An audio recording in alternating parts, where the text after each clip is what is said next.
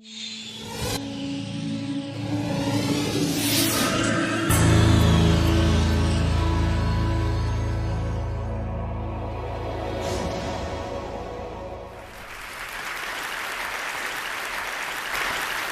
I was born with a rare visual condition called achromatopsia, which is total color blindness.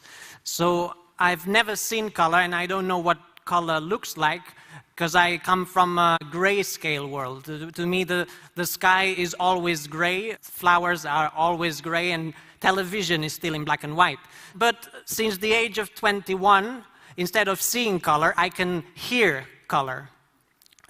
In 2003, I started a project with computer scientist Adam Montandon, and the result, with further collaborations with Peter Queixe from Slovenia and Matías Lizana from Barcelona, is this electronic eye. It's a color sensor that detects the color frequency in front of me and sends this frequency to a chip installed at the back of my head, and I hear the color in front of me through the bone, through bone conduction. So, for example, if I have like, this is the sound of purple. For example, this is the sound of grass. This is red, like that. This is the sound of a dirty sock, which is like yellow, this one. So I've been hearing color all the time for 8 years, since 2004, so I find it completely normal now to hear color all the time. At start, though, I had to memorize the names you give for each color, so I had to memorize the notes, but after some time, all this information became a perception. I didn't have to think about the notes, and after some time, this perception became a feeling. I started to have favorite colors, and I started to dream in color. So when I started to dream in color is when I felt that the software and my brain had united, because in my dreams, it was my brain creating electronic sounds. It wasn't the software. So that's when I started to feel like a cyborg. It's when I started to feel that the cybernetic device was no longer a device. It had become a part of my body, an extension of my senses. And after some time, it even became a part of my official image. This is my passport from 2004. You're not allowed to appear on UK passports with electronic equipment, but I insisted to the passport office that what they were seeing was actually a new part of my body, an extension of my brain, and they finally accepted me to appear with a passport photo. So life has changed dramatically since I hear color, because color is almost everywhere. So biggest changes, for example, is going to an art gallery. I can listen to a Picasso, for example. So it's like going to a concert hall, because I can listen to the paintings.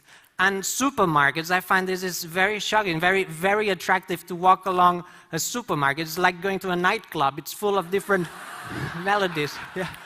Especially the aisle with cleaning products. It's just fabulous. Also, the way I dress has changed. Before, I used to dress in a way that it looked good. Now I dress in a way that it sounds good.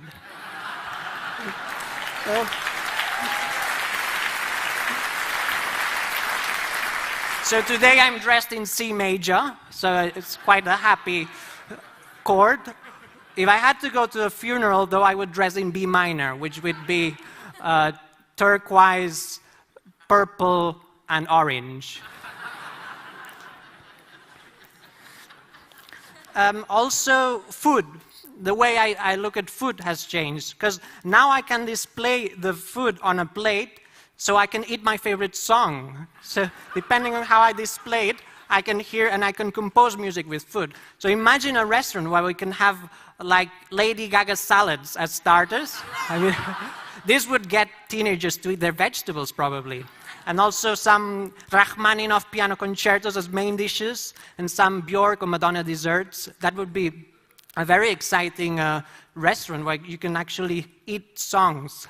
Also, the way I perceive beauty has changed, because when I look at someone, I hear their face. So someone might look very beautiful but sound terrible. And it might happen the opposite, the other way around. So I really enjoy creating like sound portraits of people. Instead of drawing someone's face, like drawing the shape, I point at them with the eye and I write down the different notes I hear.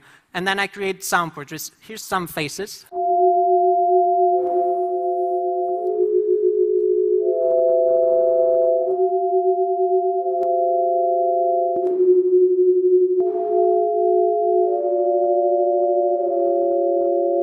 Yeah, Nicole Kidman sounds good.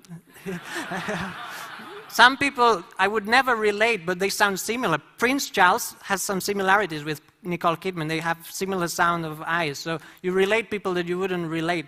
And you can actually also create sound, concerts by looking at the audience faces. So I connect the eye and then I play the audience's faces. The good thing about this is if the concert doesn't sound good, it's their fault. It's not my fault. And so another thing that happens is that I started having this secondary effect, that normal sounds started to become color. I heard a telephone tone and it felt green because it sounded just like the color green. The BBC beeps, they sound turquoise. And listening to Mozart became a yellow experience. So I started to paint music and paint people's voices, because people's voices have frequencies that I relate to color. And here's some music translated into color. For example, Mozart, Queen of the Night, looks like this. Very yellow and very colorful because there's many different frequencies. And this is a completely different song.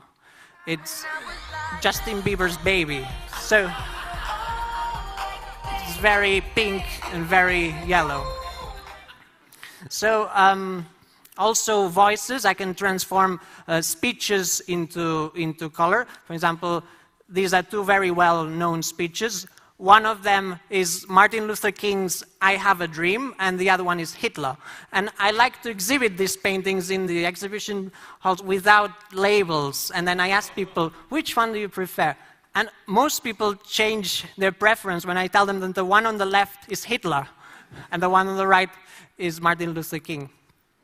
So I got to a point when I was able to perceive 360 colors, just like human vision. I was able to differentiate all the degrees of the color wheel. But then I just thought that this human vision wasn't good enough. There's many, many more colors around us that we cannot perceive, but the electronic eyes can perceive. So I decided to continue extending my color senses, and I added infrared and I added ultraviolet to the color to sound scale. So now I can hear colors that the human eye cannot perceive. For example, perceiving infrared is good because you can actually detect if there's movement detectors in a room. I can hear if someone points at me with a remote control. And the good thing about perceiving ultraviolet is that you can hear if it's a good day or a bad day to sunbathe. Because ultraviolet is a dangerous color, a color that can actually kill us. So I think we should all have this wish to perceive things that we cannot perceive. That's why 2 years ago I created the Cyborg Foundation, which is a foundation that tries to help people become a cyborg, tries to encourage people to extend their senses by using technology as part of the body. We should all think that knowledge comes from our senses, so if we extend our senses, we will consequently extend our knowledge. I think life will be much more exciting when we stop creating applications for mobile phones and we start creating applications for our own body. I think this will be a big, big change that we'll see during this century. So I do encourage you all to think about which senses you'd like to extend. I would encourage you to become a cyborg. You won't be alone. Thank you.